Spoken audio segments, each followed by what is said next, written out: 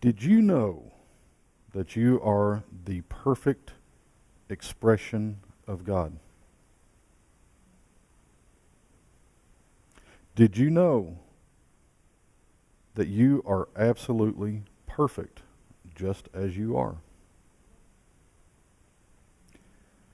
Did you know that no one has it better than you? Well, y'all are all shaking your head. Yes, I guess we're done for the day. I was just going to talk to you about how to get there. No, I do have some other things to say. Even if you know that, just take a moment and breathe that in. We often don't give ourselves credit for that. We often don't allow that belief to take on a sense of power, to empower us to take the next step in our life. We kind of know it in the background. But when it comes to taking that next step, we often let fear jump up. We often let a feeling of lack or unworthiness take the next step for us. Those are some pretty powerful statements, and those are some pretty incredible truths. We are perfect expressions of God. We are absolutely perfect just as we are. And no one has it better than us. Nobody. We all know that God is the creator of all. And there is no way that a perfect energy, a perfect being, a perfect whatever you want to consider God to be, we know that as perfect as God is, there's no way that his creations are anything less.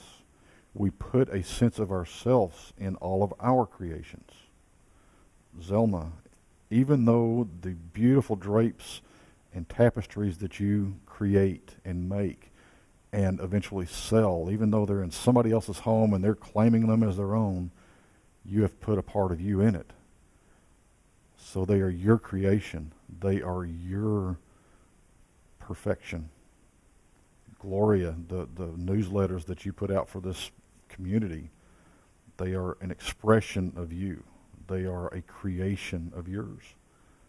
They are a perfection of you because you are a perfect expression of God. Everything we do is a perfect expression of us, which in turn is a perfect expression of God. So where did we get off thinking that this is good and this is bad and that's just absolutely horrible? We started beating ourselves up and we started seeing things different ways. I had a beautiful conversation this week with a friend of mine. He called for the first time. I hadn't talked to him in years. And got to know this guy. We did a job in Missouri for Budweiser Clydesdale breeding facility. We put the 13 miles of fence in up there. And he and I were the second half of the project. I was on the first and the second half. He joined me on the second half of the project, which was 2 months long. So we got to know each other really well. Every night we're sitting down eating dinner together.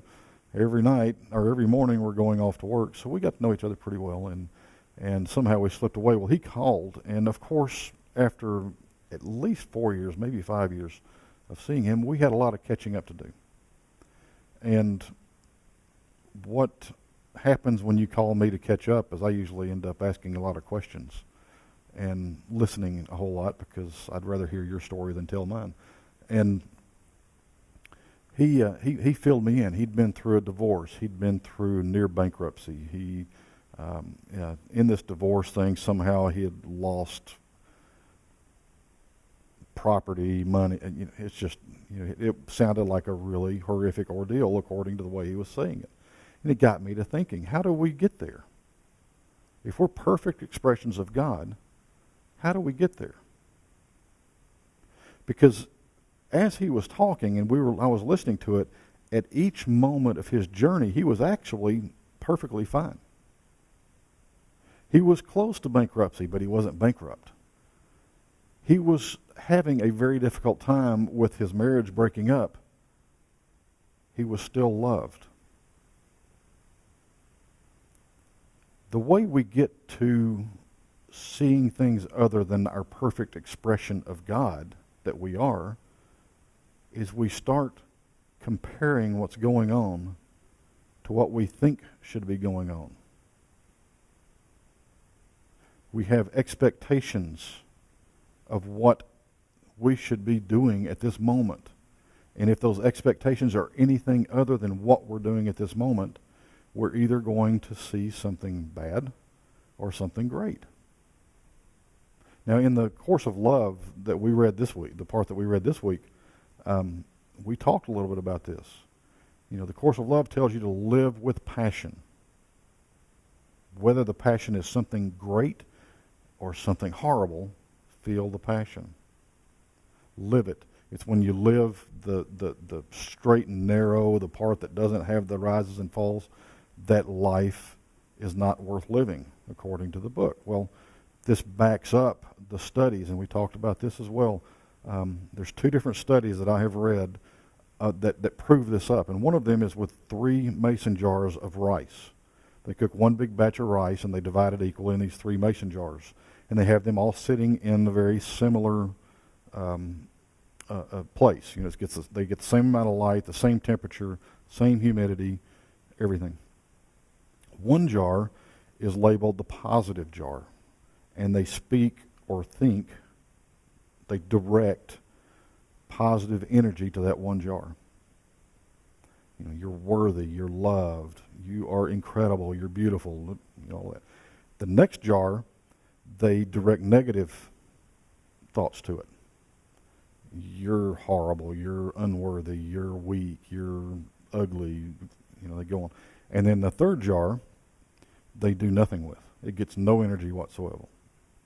So, the ones that know the answer can't answer this, but which one do you think deteriorates the fastest? It's the one that gets no energy.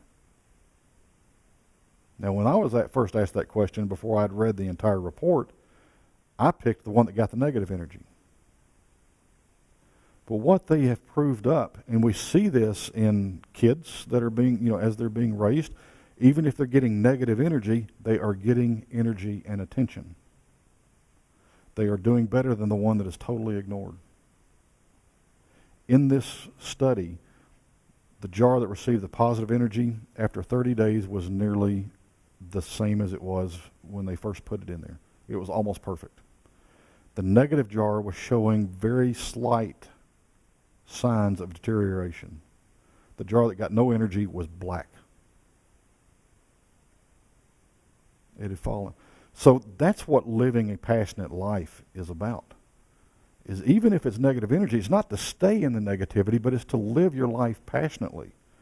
It's not to sweep that under the rug and hope it goes away. It's to face whatever that negativity is, understand it, feel it, and then step through it. Because only then can you move forward. If you sweep it under the rug, that's going to be tugging you back the whole time. I have a good friend that talks about if you don't deal with it, it's going to keep popping up until you do deal with it. So just go ahead and get it done now. Okay. Now, I saw another study, which I didn't tell you guys about because I forgot about it the other night, but they did the same thing with water. They had water vessels, and they spoke positive to one, they spoke negative to one, they ignored one, and then they photographed the molecules, the water molecules. Now, the one that got no attention at all, the water molecules were fantastic. They just looked incredible, and to me, I thought they made the better picture. But what happens is when they start taking different shapes, it's unusable. It's like dead. It's considered dead water. Because if you were to drink that water, you would notice no difference in taste, but your body cannot absorb it. It just passes right through. Okay. Water cells, water molecules are a certain shape.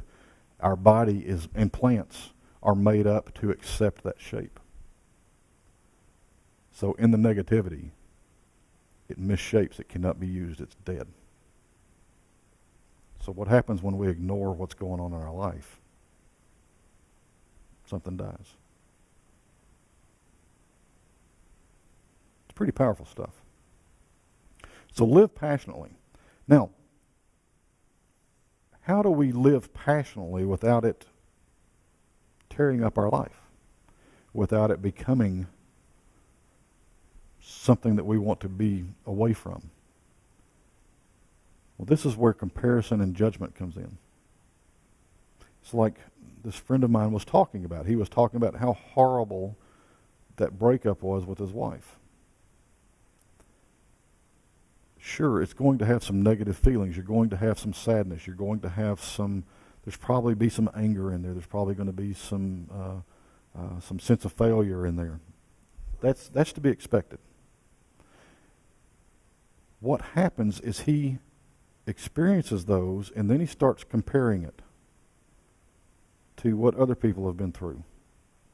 Oh, well, you had a divorce and it wasn't near this bad, so mine must be absolutely horrible. These aren't his words. I'm throwing these in there for you. I'm not going to tell you his words because that would be confidential stuff. He could be judging his experience based on what he's seen on TV.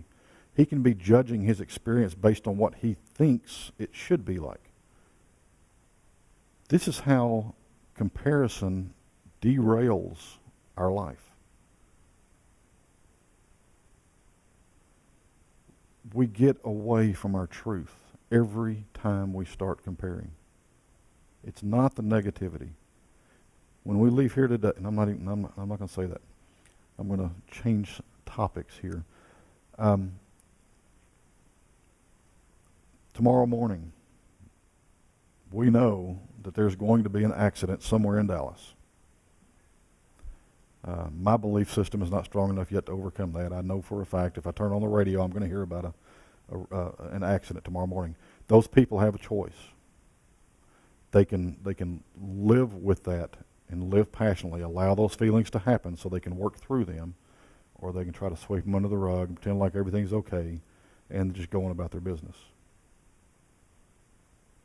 They will attract more stuff into their life. So if what you deal with or don't deal with attracts more into your life, which one would you prefer? Would you rather deal with it and be back on the track to happiness, to joy, to positive living? That's your choice. You are the perfect expression of God. You get to choose how this is all going to affect you. And sweeping it under the rug is not one of the choices. Well, it is, but it's not one that works for you.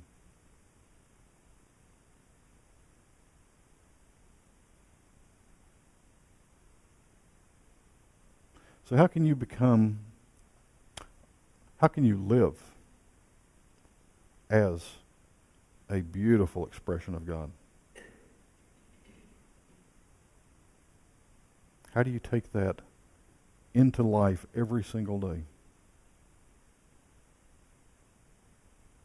First of all, you just live from your heart. Luana talked about that this morning with Reverend Kay, had mentioned that it's taking things out of your head and moving it into your heart. Same with the feelings and the emotions that you have. Take it all out of your head and take it away from the ego and put it into essence.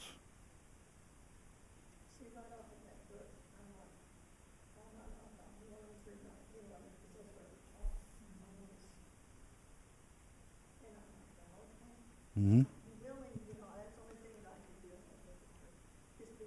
Right, and that's the key.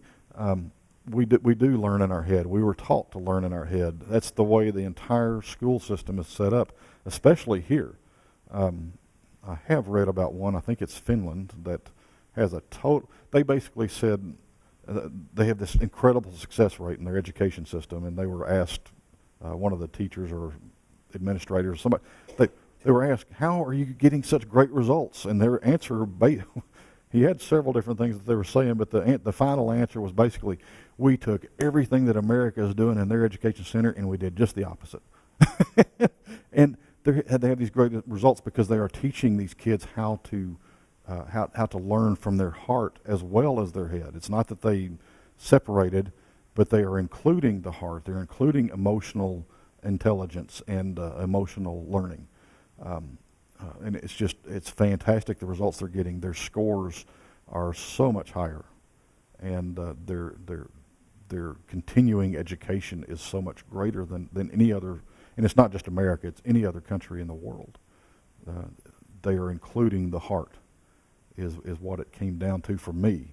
Now they had an 8-program or 8 1-hour segments on how this school was doing so great, and that's what it boiled down to for me. Was they were allowing feelings and heart to come into play in the learning.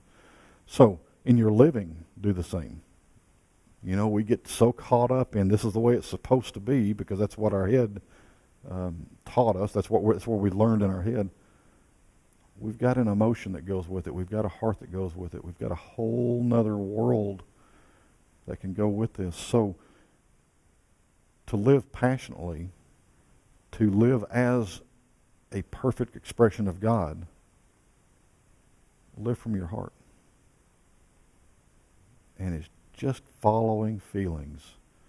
It's following trust. I know that one of the things this week that I kind of kicked myself for was I knew in my heart that we were going to have 2 beautiful days to put a garage sale on, even though the Weather Channel and MSN Weather said differently. I just knew it. I mean, sure, it might rain, but we're going to have 2 good mornings that we could do. I knew it. That wasn't in my head. That was in my heart. And I sat right here and went, whatever y'all want.